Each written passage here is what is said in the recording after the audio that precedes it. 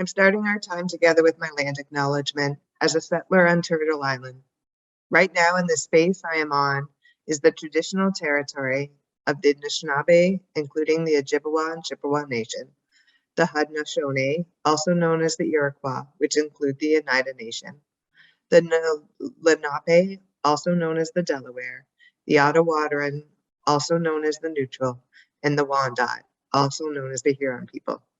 In this space, I acknowledge the privilege I have as being the Executive Director of the Gender Equality Coalition of Ontario. This means that I experience a great amount of power along with a great amount of responsibility.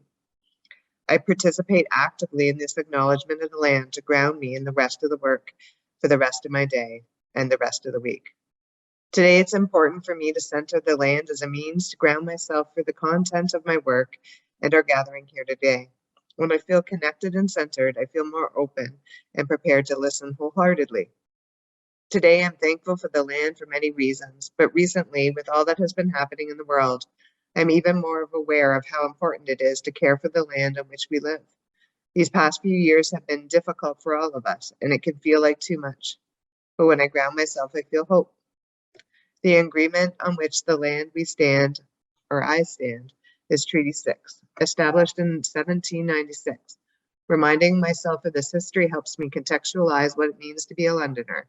It gives me pause to think about the impacts of colonization and the community and what this community was in this space long before the city limits were established. This is especially helpful as we do the work we do. Today in Ontario, we have 66 of the 133 First Nation communities with boil water advisories. The Nistungaga First Nation community in Northern Ontario is on day 9,911 of a boil water advisory. And after searching only 11 of the 139 residential schools, there have been close to 10,000 of mainly children found. So I write this land acknowledgement. I think on what a very wise Indigenous leader asked me years ago. What are you going to do about it? Not just words written on paper. What will your actions be? So what I will do is continue to watch these water advisories and talk about the injustices.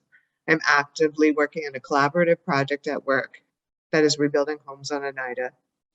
And from today to the provincial election, I will make these issues political issues and ensure that all the MPs running for the provincial election have heard from me about this continued treatment of the First Peoples of the land on which I live. And finally, I want to acknowledge the work of the coalition and the work that you all do as activists and ask you tonight to ground yourself on the earth and commit to doing something today to work towards reconciliation. Big Witch, thank you and welcome. Thank you, Danny, and good evening, everyone. Welcome to our Mental Health and Positive Self-Image event. And we are the Gender Equality Coalition of Ontario. And our goal is to bring awareness and use our voices to create a community where everyone enjoys the opportunities, responsibilities, and rewards equally, unrestricted by gender identity. So for more information about our coalition, you can visit equalitycoalition.ca, and that's our website. And tonight, we'll be hearing from our panel experts who will talk about their experiences on mental health and positive self-image. So it will be followed by a Q&A, and we welcome everyone to put in their questions in the chat. And this session is being recorded, so you may have noticed a prompt as soon as you enter the Zoom session, and we will stop the recording once the Q&A begins. And we also would like to remind everyone to keep their microphones on mute, and you can also enable closed captioning in Zoom by clicking on the live transcript at the bottom of the Zoom options. And so let me introduce our moderator for tonight. So Greg Speller is a security services worker at the Southwest Center for Forensic Mental Health in St. Thomas. He has an academic background in criminology and is currently completing his postgraduate education in addictions and mental health. Greg is very passionate about supporting people in making positive life changes and is dedicated to reducing the stigma surrounding mental health and addiction. So without further ado, let me present Greg. Thank you very much, Nisa. It's an absolute pleasure to be here tonight. And I'd like to start off by introducing our four panelists this evening. So we have Dr. Amanda Zavitz. Amanda is a professor of sociology and women's studies at Fanshawe College and Western University in London, Ontario. Amanda is also the chair of the Gender Equality Coalition of Ontario. She is extremely passionate about trying to achieve equality, and this is reflected in her classroom pedagogy, as well as her community activism work. Amanda continues to engage the public through organizing public speaker events at Fanshawe College with the intention of informing community conversations around issues related to equality. Amanda, thank you so much for being with us tonight. Our second panelist is Ari Maharaj. Ari is a registered psychotherapist and a graduate of the University of Toronto's Master of Education in Counseling and Psychotherapy program. Ari currently works as the National Eating Disorder Information Center Outreach and Education Coordinator, where he strives to take a preventative and proactive approach to helping people with their relationship with food and weight, while buffering them from developing an eating disorder.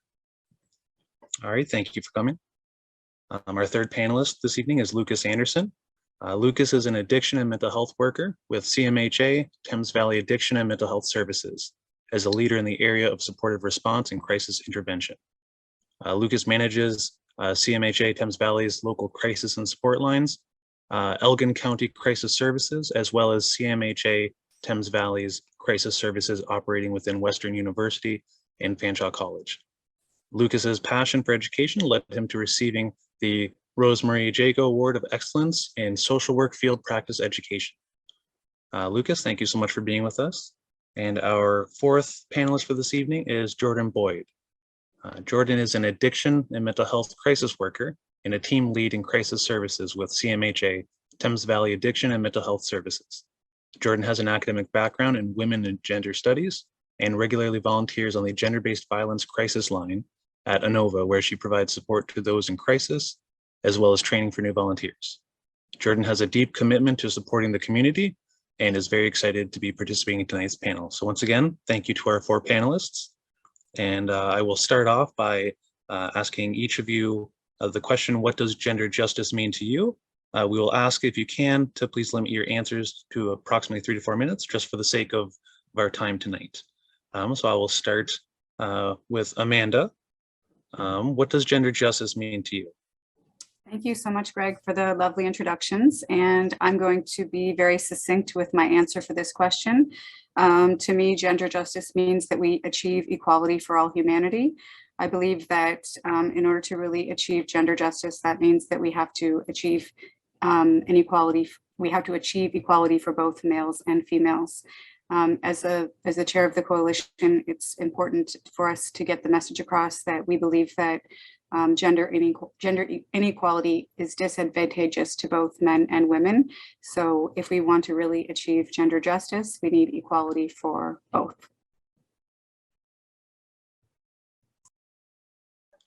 Thank you. And Ari, same question for you. What does gender justice mean to you?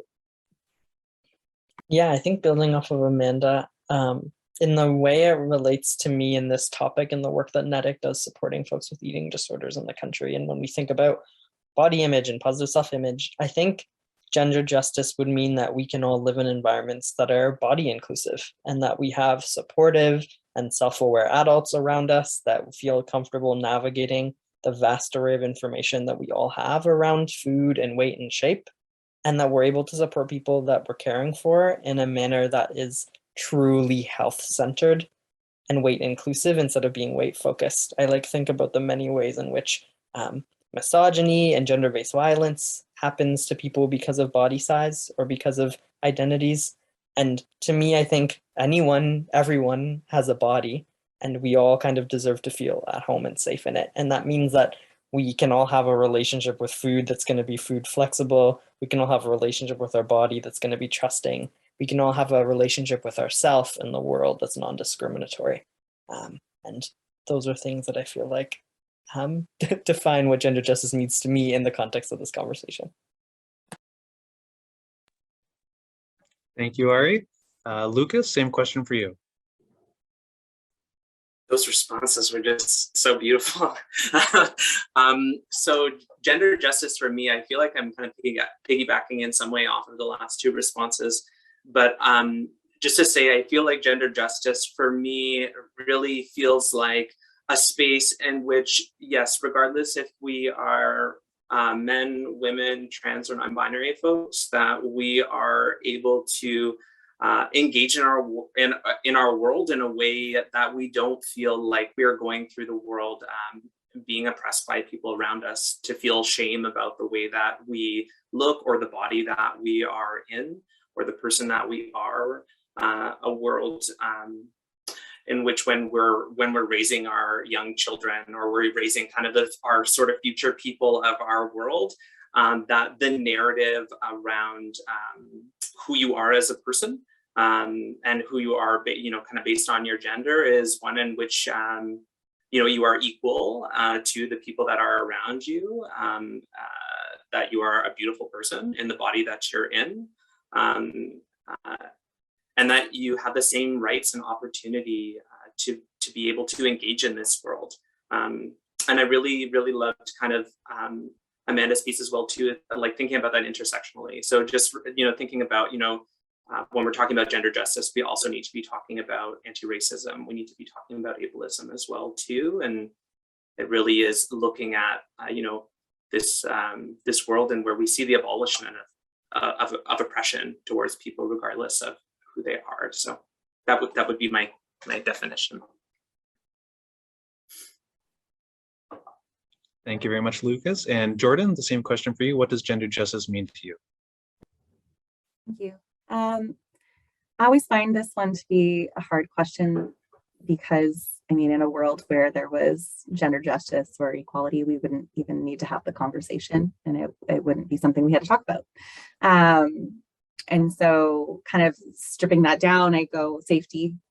We can't really talk about, pay equity or really any other topic about gender inequality without sort of addressing safety at a baseline. And I know for myself, and I know for most of the women I know, the fear of violence for just existing in our bodies, as Ari said, is taught to us from the time we learn to leave the home, to go to a friend's house. Where do you go if someone's following you? Put the keys in your hand, check the back seat before you get in the car. It was a part of my driver's training course for women, And so it's hard to imagine equality when we can't even guarantee a baseline of safety, or even have the conversation to understand where that lies. And so I think safety for everyone, safety for men to wear the clothes they want without being afraid of being assaulted, with children who could play with dolls and not be accused of things that they aren't. And yeah, to just be able to exist in your body and walk down the street without fear. And so that would be sort of the baseline to start from for me. Thank you, everybody. Excuse me. Our next question, I will start with Jordan, or work our way back. Drawing on your personal and or work experience, how has gender equality and social justice played a role in mental health and positive self-image? So the majority of my work is in crisis work. And so, what that means is the people that I support more often than not, experience significant trauma. They walk the intersections of multiple identities that have usually, somehow played a role statistically in sort of making it harder for them to get help for the trauma that they've experienced.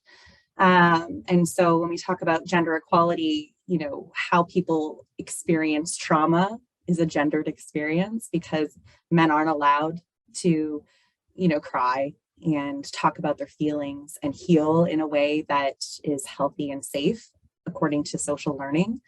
Men have to experience anger. That's okay. They can lash out, but to sit down in a therapeutic setting and get help, that's not okay. And, you know, women are constantly experiencing sort of, just get over it already. You know, the number of people that I hear, like, I know it happened 3 months ago. I should be over it. I shouldn't still be crying about this. Like, those are the things that women are taught from day one. Just stop being so dramatic. You're so hysterical. And so social justice for me is recognizing that to talk about mental health, to talk about crisis, to talk about people who have experienced trauma, you know, we have to sit with them and hear them and validate them and honor their stories for what they are. And gender plays such a huge role in how that happens. And how you are received as you ask for help and how you are held by the community around you helps determine how you feel about yourself moving forward. Do I let go of the shame of what has happened to me, shame I shouldn't have had to carry at all?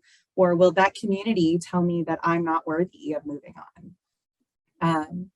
And I find that for both men and women, it's very much sort of perceived as being, you know, you're not good enough. You're not enough. You don't deserve to heal. You're a problem if you're trying to. And if you were a good man, you'd move on and you wouldn't talk about it. And if you were a good woman, you would stop complaining and you would be okay. And so I think when we talk about, you know, the barriers that this creates, people can't ask for help. They can't get help. We don't fund help because people can't talk about it in a way that is safe and productive. And that's just my world in crisis. I'm sure everyone else has some very interesting perspectives as well. Awesome. Thank you, Jordan. And Lucas, I'll repeat the question. Drawing on your personal or work experience, how has gender equality and social justice played a role in mental health and positive self-image? So, I mean, I have the privilege, I think from the bios you might have heard, Jordan, I have the privilege of working with Jordan in the same space. So we experience a lot of the same sort of experiences of crisis mental health together.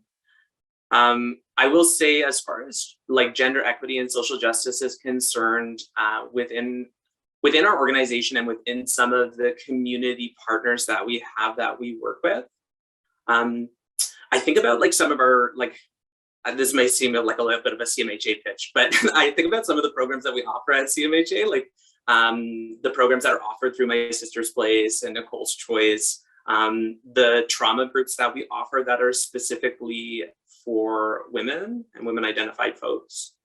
I think about, you know, like this has been an ongoing conversation for a lot of folks around trans and non-binary folks and accessing trauma sensitive groups, you know, like spaces where somebody is going to feel safe in their own body, despite maybe other participants in that space making that person feel like they don't belong because of the way that they're showing up in their body.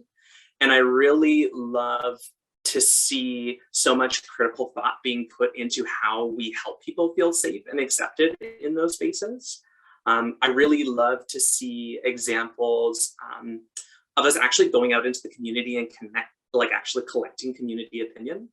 I think sometimes we can use some research and stats that are gathered from other spaces that are not representative of our own community and some of the unique challenges that our community is facing. And I love to see when we actually go out and do the work of connecting with women, trans and non-binary folks, with men in our spaces as well too, around what it is that they're specifically needing within the groups and what safety actually looks like. So like when we're talking about gender equity and social justice, I really love to see that connection with the community that comes into the programs, and then how programs are responding to that as well too. I also really appreciate seeing programs in our community as well too that help folks who are engaging in oppressive behavior or have been raised to perpetuate a lot of oppressive ideas towards people, like support and unpacking that and where that came from. You know, like Jordan had spoken about, like a lot of men in our program showing up with anger as being the only thing that they can express. And then that leading to a lot of challenging situations in their life. And then getting to do the work of unpacking where that came from. That anger was the thing that you had to share, the only emotion that you felt like you could express while still feeling safe. I really love that work as well too, because I think it helps to address some of the oppression before it's it's actually happening in action.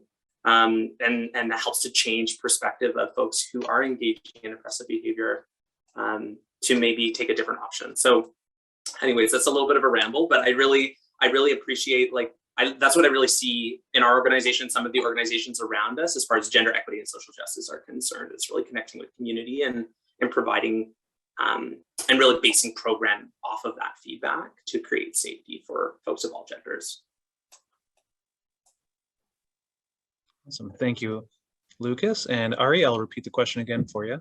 Drawing on your personal or work experience, how has gender equality and social justice played a role in mental health and positive self-image?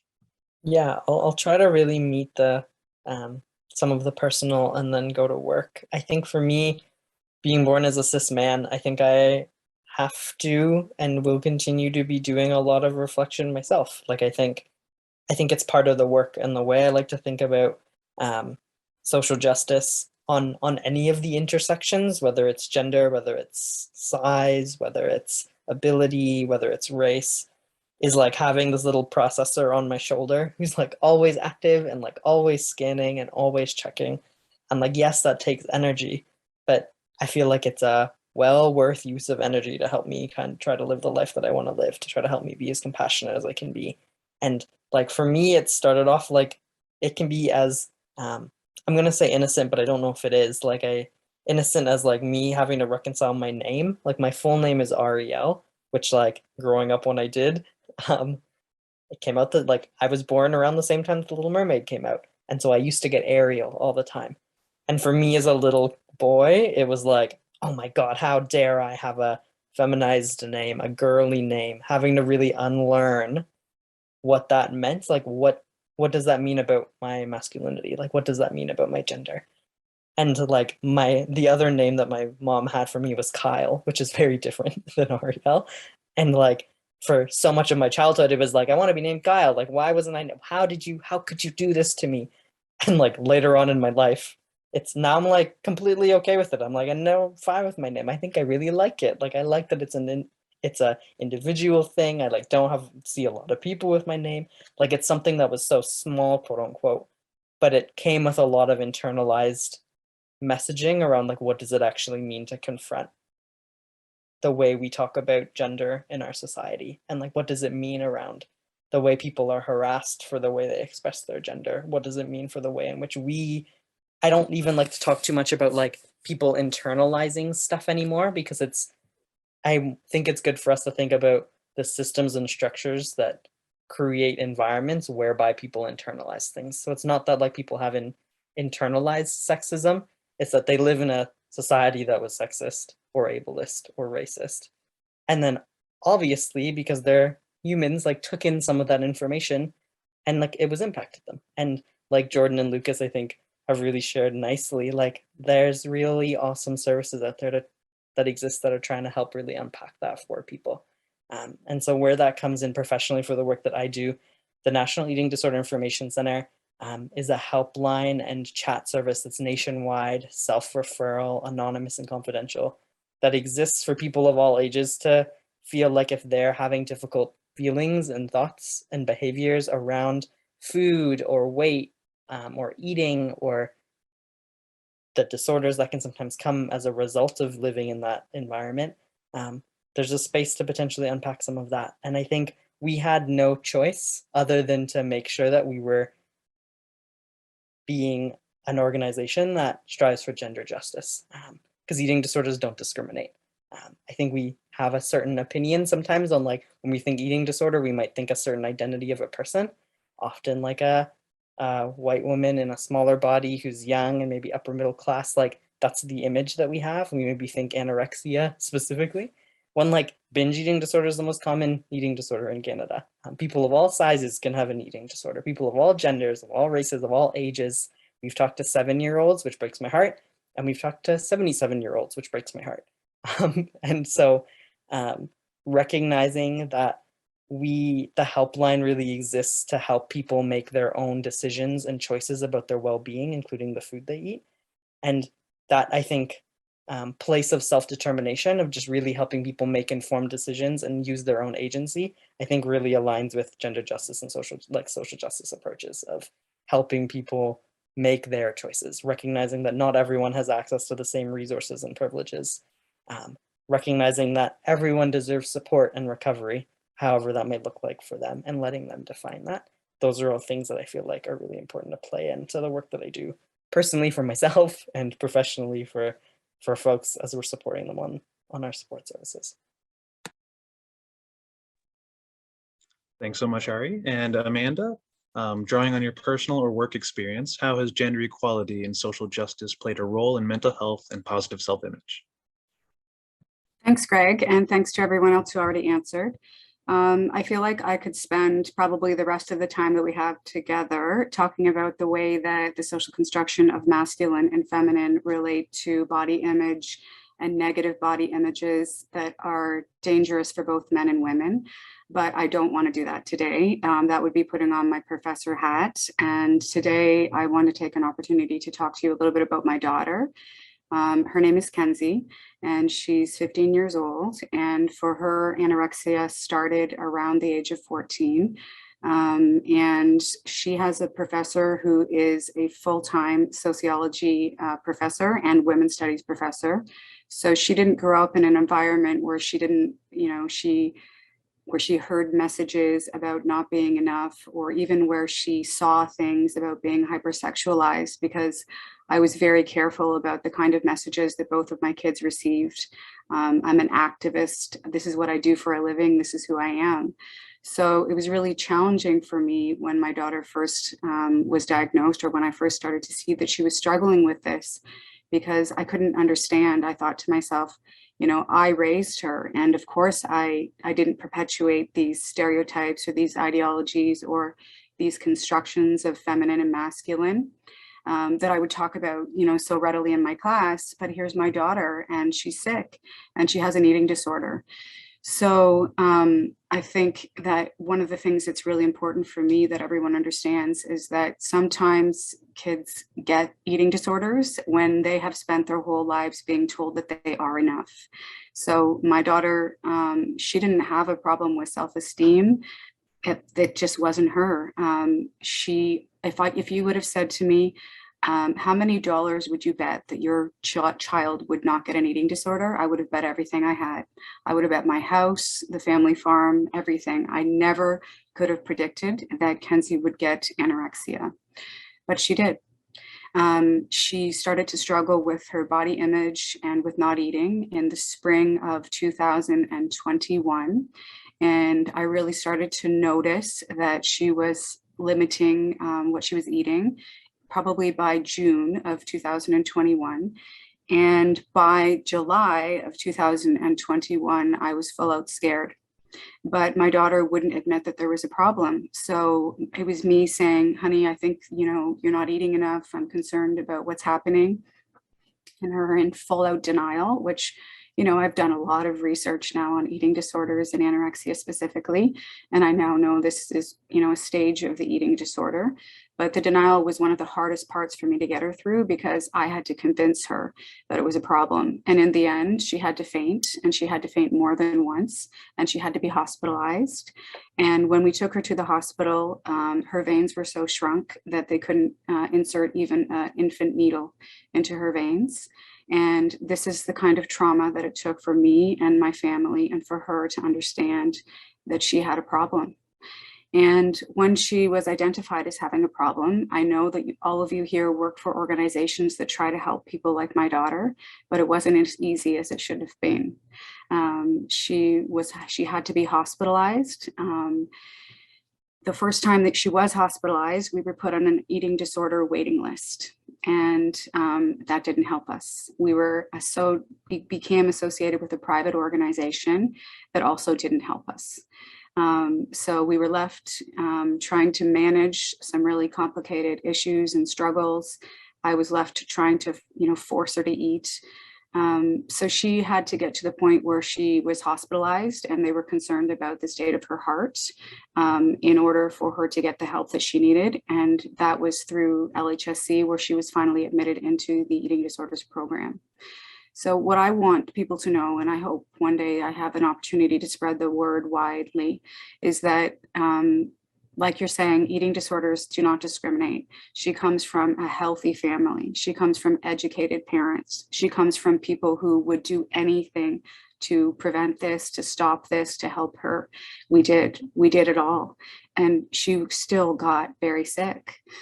And this is what people need to know. This is a systemic issue, and it's something that, you know, if your child falls victim to it, once it begins, you can't escape without help. So it took a lot. My daughter eventually was hospitalized in September for 3 weeks. And it wasn't until she was hospitalized for 3 weeks and we started to get regular treatment in the eating disorder clinic that she started to get well. And in those 3 weeks, I want to say the most important information that I learned is that it was her brain that was malnourished. I learned that as a result of restricting her eating and as a result of all of her restrictive behaviors, because that's what it is. It's a lot of restrictive behaviors, including restrictive eating, that she had actually shrunk her own brain, and that the child that I was experiencing wasn't even my own daughter. So when she was hysterical and when she was screaming at me and when she refused to eat, it wasn't even the same daughter that, you know, I was used to managing or dealing with, or it was something else. It was the eating disorder that had taken over her. And once we learned that, and once we could start to see the differences between when Kenzie would show up and when the eating disorder was controlling her, it became much more easy for us to begin to manage the eating disorder. So I'm open. One of the other things that I'm proud of as a family is that we always understood the stigma associated with mental illness and with eating disorders and anorexia. And we've always been very careful to be very public about Kenzie's eating disorder, to say we struggled as a family, we went through trauma as a family, we went through severe trauma as a family. And we wanted people to know that this is something that Kenzie was struggling with, that we were struggling with, that we are still struggling with, that she has anxiety as a result of.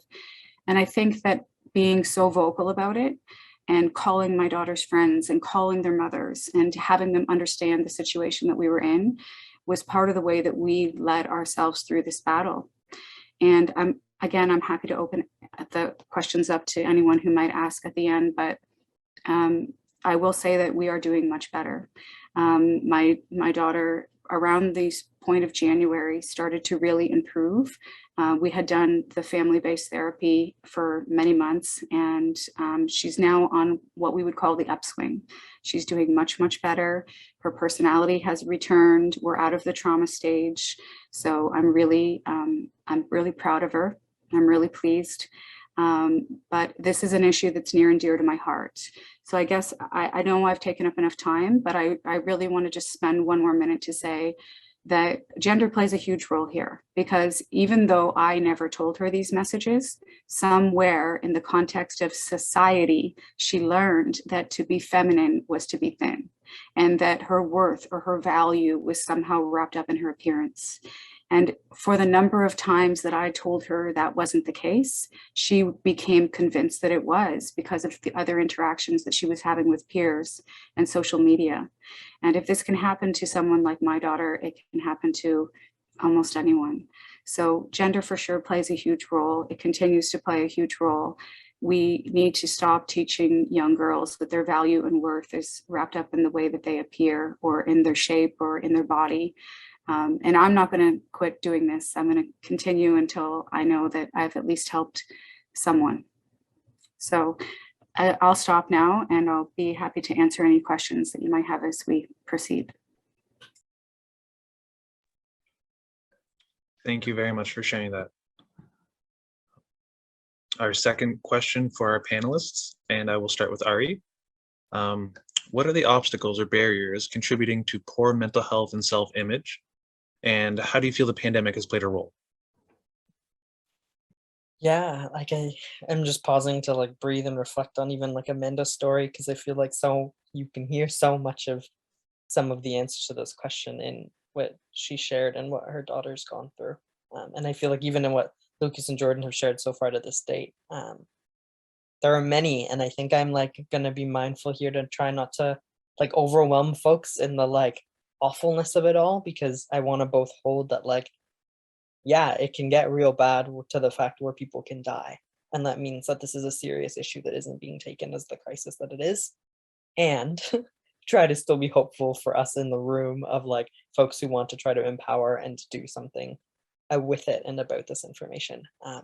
I think what's really important to note is like when we even think about body image, how much that's like a biopsychosocial experience, and like to break that down, like there's things that come in that we're born with, like we're all born with a body in different ways, and we're all born with it, but like Jordan was naming, like then we're born into a society that has its own thoughts and feelings about people's bodies and what they mean, and people's own perception around body image, people's own perception about who they feel they want to be, people's own perceptions of their mental health. We all live in a society that, depending on what folks are exposed to in different ways, can influence that. And that's the social part. And then I think the pandemic has been this like a great fault line. Like I feel like it's been an amplifier of like all of the cracks that many of us have known that have existed in our systems for a really long time, in terms of healthcare access, in terms of mental health, in terms of wages, in terms of racism, in terms of Indigenous experiences in the land that we call Canada. Like all of that, I think, got amplified during the pandemic, and I think that'll ultimately also impact someone's mental health. On eating disorders, like specifically as an illness, like I think there's been massive increases, especially with children and youth. Like when Amanda's talking about how she had to fight so hard to get into that program, and it shouldn't be that difficult. Even wait lists, even before the pandemic, were 6 months to a year, which is like wild for us to think about when we think Canada has a universal healthcare system. And I don't really know if we do for a lot of people. We maybe do in some really specific instances, but we can't have aging infrastructure from the 1960s and then never improve on them for the 60 years after that, because it's been 60 years since 1960. And I'm sorry if that, for anyone born in the 1960s and earlier, like, ugh, but like it's been 60 years. I think when we think about the pandemic too, we've seen an increase in people both experiencing for the first time these issues and people re-experiencing issues that they maybe thought they were through or done with, because of the like really natural changes in routine and structure and coping that happened, right? Like we all had our support networks kind of disrupted, maybe our like treatments or our times with friends, or our eating being so structured. And like just to use kids as an example, because I feel like they're an easier one, like kids like got up, hopefully ate something if they weren't in a food insecure household before they went to school, had their recess with a break, had lunch, had another recess, and then came home. Like it was a very routine to life. And then kids don't have that structure anymore when they're maybe not in that school environment, or they're feeling really concerned because of the public health like safety regulations on like maybe you're like taking their mask off and eating, or whatever it might be. All of those things I think can really impact all of us in different ways. And now I feel like we're going through again another really great transition that is also going to change our eating and exercise habits. And so like our routines are again going to be disrupted. And so I think all of that can have influences on the way in which we feel about ourselves, the way in which we feel about, and the way in which eating and exercise and body image influence ourselves, but also in the way in which we like see our society and our friends and our loved ones who are also struggling in different ways. Like I think that can be a lot for a lot of people. I don't know. I bounced around a bit, but I'm hoping Lucas, Jordan, and Amanda can pick up from where I've left off. No, I think you did great. Thank you, Ari. Lucas, I'll ask you the same question. I know we touched a little bit on this already, but what are the obstacles or barriers contributing to poor mental health and self-image? And how do you feel the pandemic has played a role in that? Yeah, so just like our other speakers, like it's such a huge topic. Like there are like there's so many examples to focus on. I think in sort of reflecting on this question, I had one that an area that really came to mind for me, and that was the way in which we utilize social media now. I had as being a major obstacle and a big contributor to decline in people's mental wellness, and people's feeling of positive body image or self-image. And I feel like there are many ways in which various forms of social media help us to connect together. And I think that was the intended purpose of them. And I think that there are many ways in which social media has also brought to light a lot of social justice issues that otherwise wouldn't have gotten the same sort of spread. So I say that first.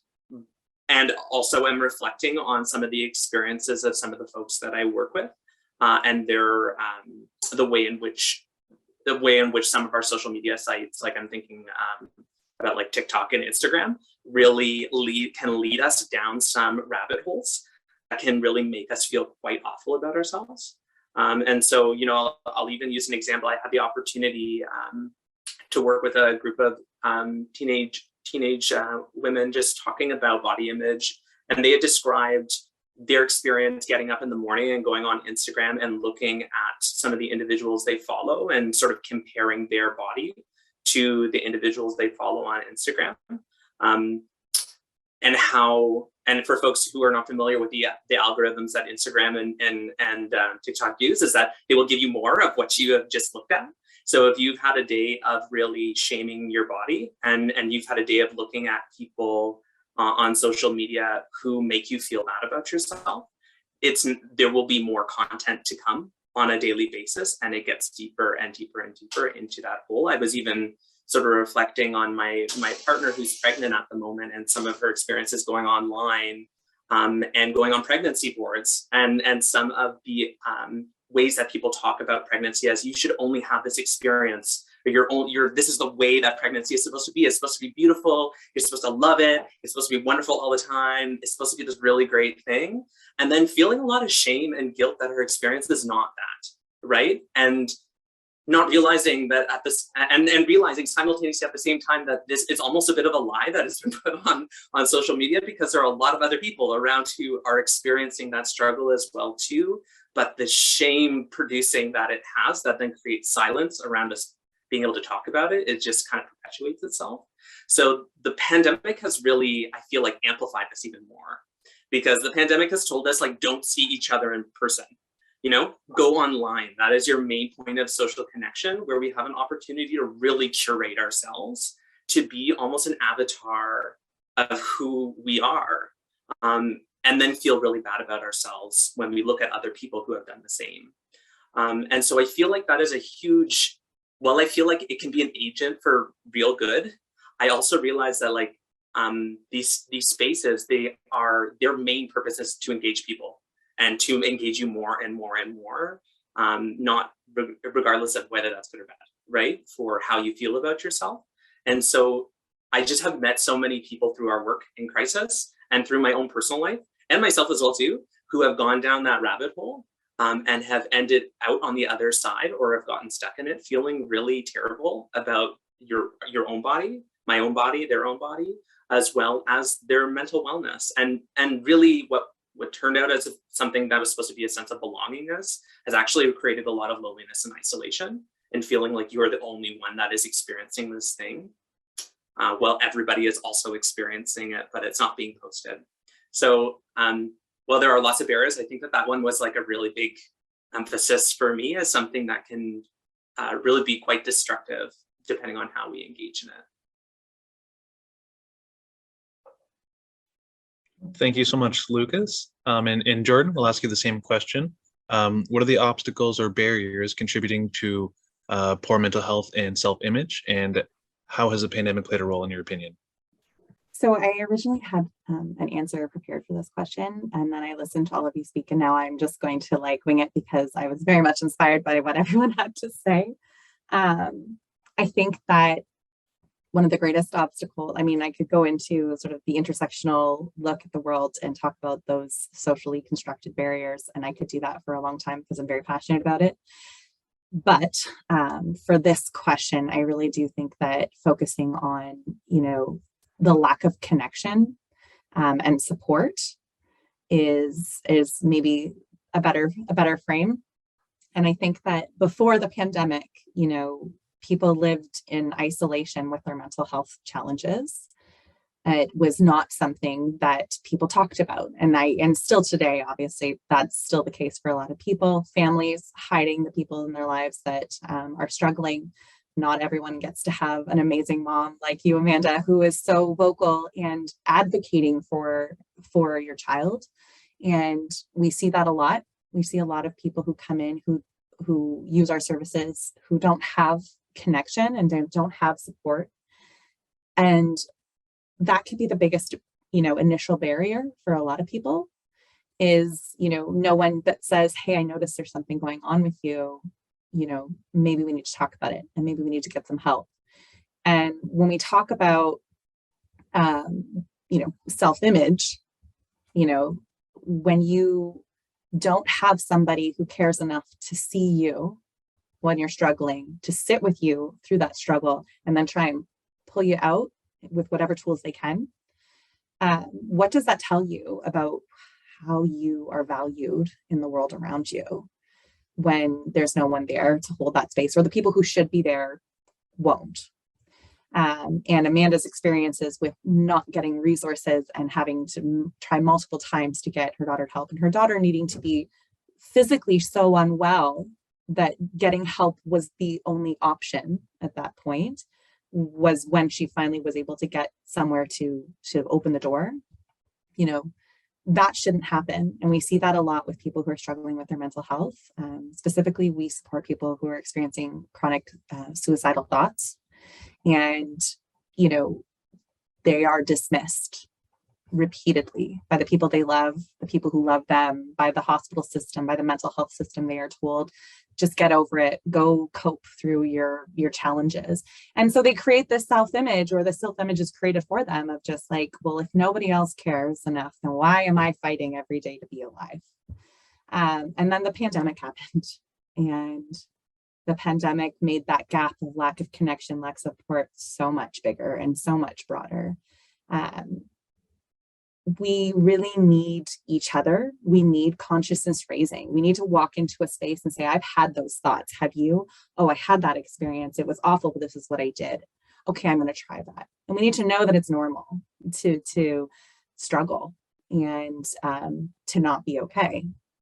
And unfortunately, a lot of these conversations are very shame-inducing. So talking about suicide is taboo. Talking about an eating disorder, it's almost considered like a normal young girl's experience in our society, that they will struggle with food and eating and body image. And we normalize that as opposed to the getting help. That's just your struggle. Deal with it. You'll be fine when you turn 25. Says who? And so I think that the barriers are that lack of understanding, that lack of connection, that lack of really being able to hold space for those conversations in a way that is meaningful and engaging and supportive. And honestly, Amanda, I just think hearing your story, you're amazing. And I hope that I always say this to parents when they call in, I just hope you know that you're doing an amazing job in showing up for her. So that's all. Thank you. I'm thinking I'm next, right, Greg? You're absolutely correct. Okay. Thank you. I wanted to just pick up on a couple of things that Jordan said. I don't lack persistence. So I'm one of the most capable and persistent people that I know. So I do know that my daughter was lucky to have me in her corner, and that not all kids are as lucky. So I really want to thank you for saying that, because I recognize that not all people have the tool set that I have. Not all people have the personality that I have.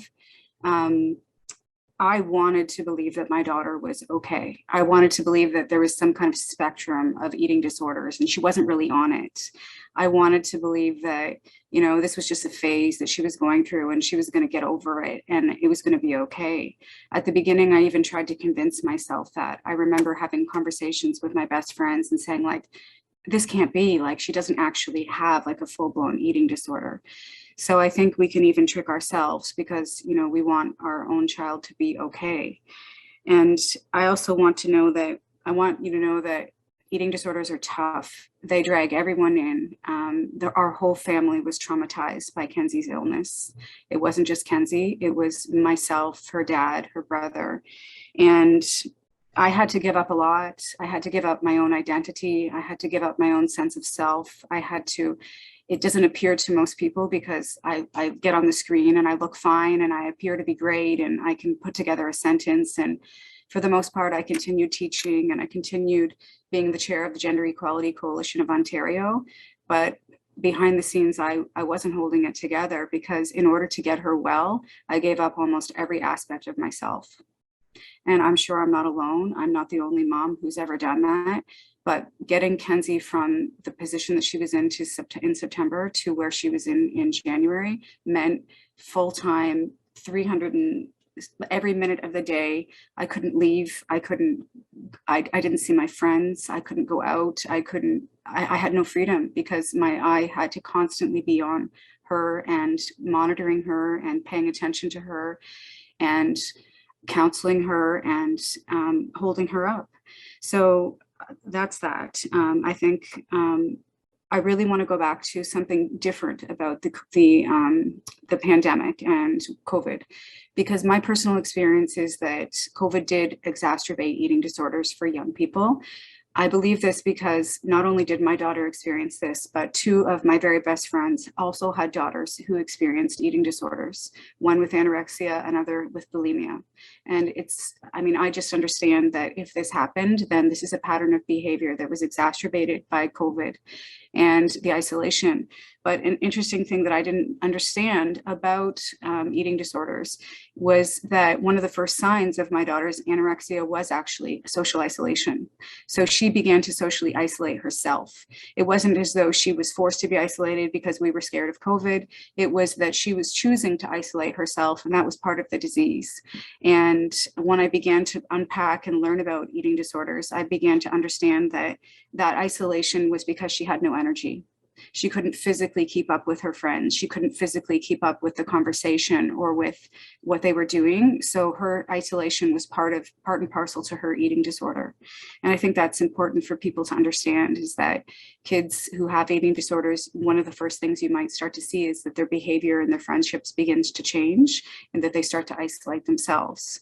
So I think that definitely the pandemic was related to that. I also think that as you're all talking about, social media played a direct role. One of the things that social media has changed in our society is that not only are the images right in front of us all the time, but they never shut off. In the past, if you were bullied at school, you got to come home at night and the bullying didn't continue. The bullying aspect of social media is within us. We bully ourselves. It's this form of self-bullying that we take on. And in many ways, it never shuts off. It's always there. So it just makes the situation, especially for eating disorders, worse. The other thing I would want to say is that the social media is what taught my daughter how to have anorexia. My daughter learned to be anorexic by watching social media. She learned by looking at TikTok. She learned by looking at Instagram. She learned by researching on social media what to do to become anorexic. And maybe she didn't start out wanting to be anorexic. Maybe she started out only wanting to be thin. But ultimately, these were lessons that she learned. She learned how much she should or shouldn't be consuming by researching on social media. So anyone who has a young child who's listening, I was paying attention. But try to watch for these markers because it's something. One of the things that I also learned is that children with eating disorders start to incessantly watch people eat.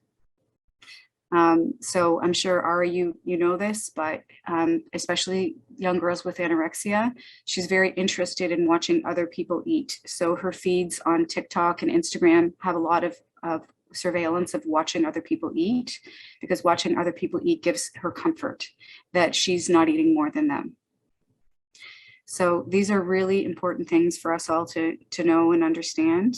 The other thing that I just want to touch on quickly as an obstacle for anyone who might be on the call who has a child or may have someone in your life experiencing an eating disorder is that they become obstacles themselves. So my daughter became the obstacle to her own self and to us. My daughter became, in many ways, abusive. My daughter would yell, my daughter would scream, my daughter would cry, my daughter would throw food, my daughter would throw anything because she wanted, her eating disorder didn't want to allow her to eat. And she would become aggressive and angry and combative. And those are none of the things that she is. But those were major obstacles and traumas that we had to overcome as a family and as parents, and it wasn't easy. So there are definitely obstacles in society, but when you have a child who has eating disorders, those obstacles become way far out in your universe because what you're dealing with is right in front of you, and your household becomes one of complete, utter trauma. I think I probably have PTSD, and I probably will for a long time because I've been walking on eggshells like this for so many months, waiting for the next explosion, because you wouldn't never know when it was going to hit or what it was going to look like or how you were going to manage it. And I'm a well-educated human being with a lot of resources. So if I had trouble managing this, I want everyone to know that I'm sure other people also have lots of struggles managing these obstacles.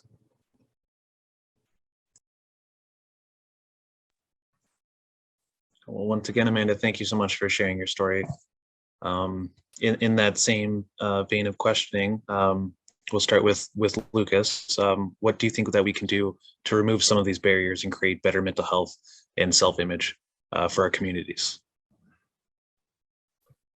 Yeah, like I feel like it was already shared, but I think Jordan had shared this, but I want to reiterate, like I think on the topic of social media again, I think like literacy and understanding out how social media functions and works is a really important part of helping people navigate these spaces.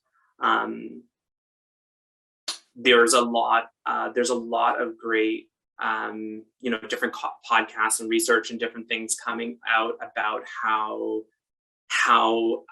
the algorithms within social media like really cater to radicalization of people in general around ideas. And we can talk about lots of different things. We talk about white supremacy as a really big one, but in the context of body image as well too, when all of your feed is giving you this image, and then that's what you're getting, and then it reinforces itself, and so you get deeper, and then it's presenting new content that's getting you a little bit deeper, and then it's all you're seeing all the time, and you don't realize that it's happening. It can be really, really hard to find yourself in that process. So I think helping people understand how it works as they're starting to use it, I think is a really important starting place as it relates to addressing that obstacle. Then I think also too, like that needs to also be buffered with authentic, very real conversations and spaces where people can connect to actually talk about the human experience. I mean, like Shane just really loves silence and really breathes well in silence and encourages other people to be silent. So, I mean, having spaces that really, where the intention is connection and belonging, where the intention is, like, I mean, that can be enough, like, I mean, we notice in our crisis work, oftentimes we have a lot of folks come to us about like, they need to know this theory, that theory, this theory, and every other theory under the sun, and are still feeling like they're really struggling in the work at connecting with people. And what Jordan and I are doing, and sometimes in our work, is really helping people get back down to like the connection and really providing people with a sense of belonging is the healing. So where you can give people a space to do that, you can give people a space to show up as their authentic selves and actually be able to talk about the shame which allows us to be able to process it and move through it and feel like we have spaces to do that again in the future. So, I mean, this is a great example of that. Like this like space right here is a great example of that because we're all talking about that in different ways. But I think like we all have an opportunity to do that in our own spaces. We don't need to be somebody who's facilitating an event to be able to open up a conversation about what's going on. I think like just the act of checking in with people is a really important one as well too, and being able to ask the difficult questions that might be a little bit awkward, and yeah, they might lead to a conversation that you're like, oh, like this wasn't the happy conversation that we thought we were going to have, but that's okay. That's the important conversation to have if it needs to be said. So even just like being there to check in on your people and say like, hey, what's going on for you right now? What's really going on for you right now? How are you actually doing?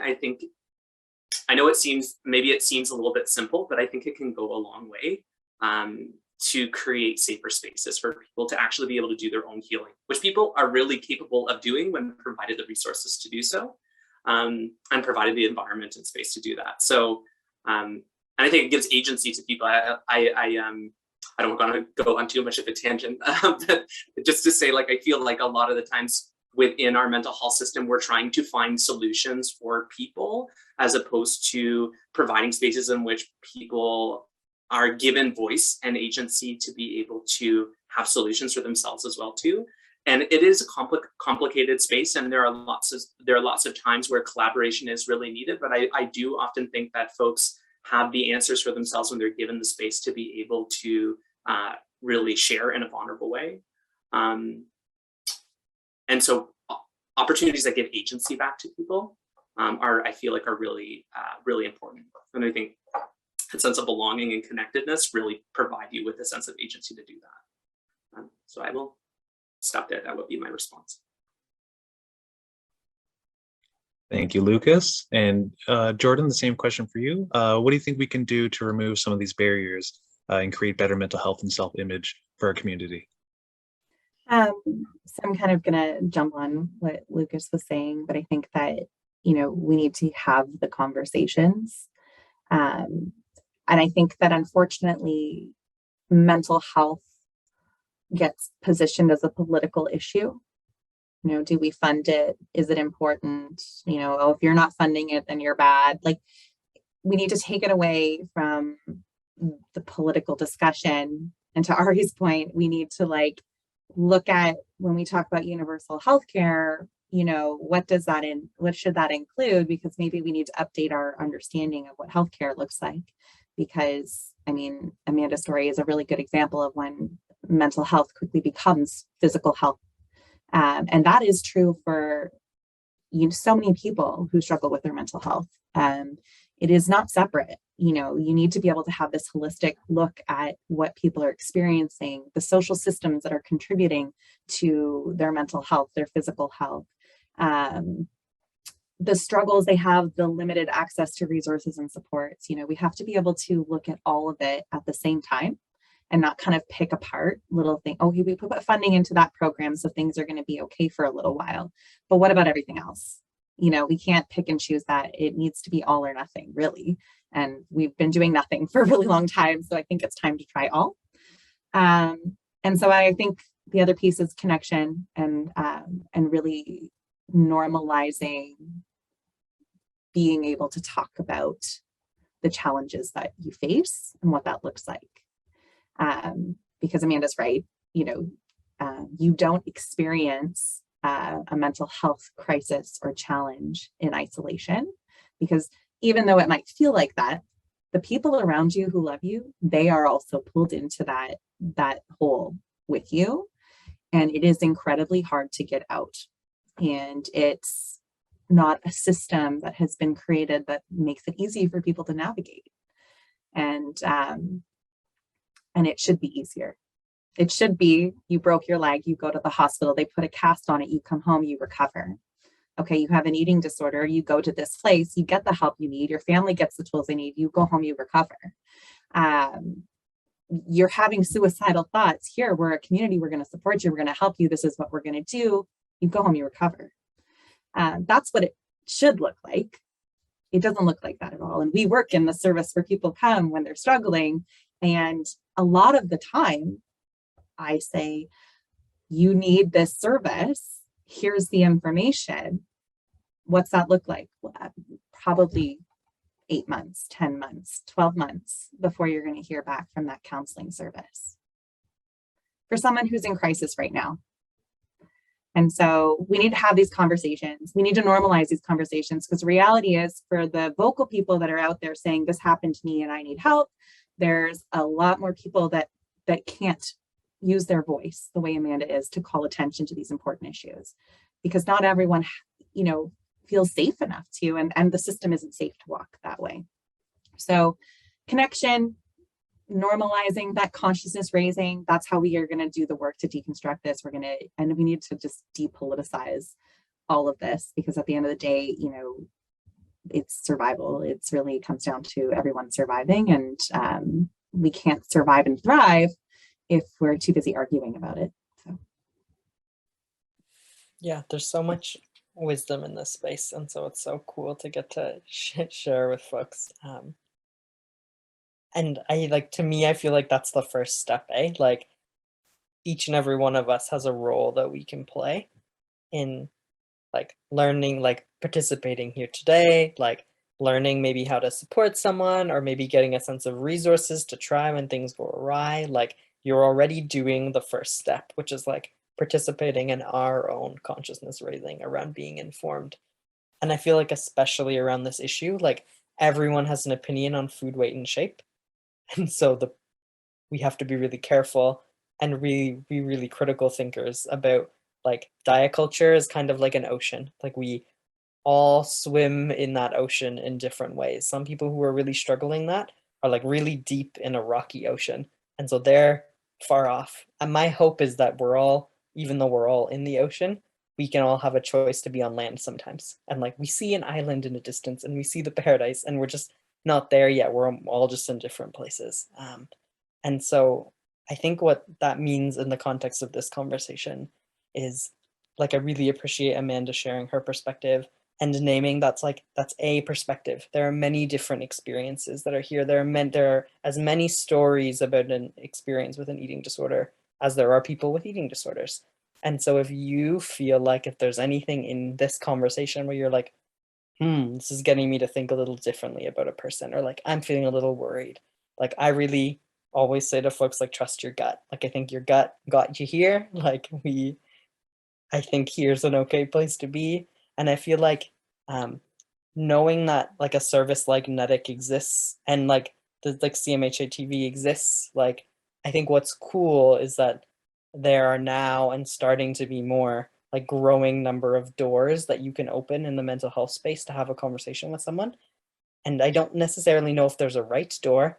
I just hope that you can find the right door for you, if you know what I mean. So maybe that is a calling CMHA TV and you end up talking with someone who you really, really resonate with, and that's fantastic. Maybe it is calling the NEDIC toll-free helpline or chatting in, and you find someone you can talk to and they help you. Like, that's an immediate form of connection that you can do for yourself if you're thinking about someone, because you can be like, hey, I'm wondering about da da da da. Should I do anything about it? What should I do? Like, I'm really struggling to think about how I'm going to have this conversation with my daughter or my son or my friend or my coach or whoever it might be. Like, you as a support person, even if maybe you're not personally affected, can also find a connection yourself to be able to feel informed to make a connection. Ultimately, on what Lucas said, I feel like the biggest predictor of resilience, like, is social support. When you are connected with other people, like, there can be all the self-care strategies in the world, and like, I think it's always like, all of those things are important, but it's like, when you connect with other humans, you're probably going to feel more connected with other humans. And so getting a chance to call folks like us or CMHA TV, they're like, as Amanda talked, like, I hope she knew, and I hope others know, like, there's a global organization called FEAST, and I can't remember what the acronym stands for, but it's about family members who are supporting loved ones who have eating disorders too. It's like a free global support group. They have Facebook groups, they have a forum, they have their own chat service. For many people who are struggling with eating disorders, there are now peer mentorship programs and peer support group programs for kiddos as young as 12. Danielle's place in the Halton region has an Ontario-wide service whereby like kids as young as 12 can access and get support from a trained peer mentor. And that's really different, not to judge the like Instagram, when you're messaging your friends getting peer support on Instagram, like that might be helpful for some people. But when you're setting up a professional peer support service where you're having folks like Jordan and Lucas and colleagues like me and whoever who are there supervising folks, they get to hear from experiences of kids who have also been through it.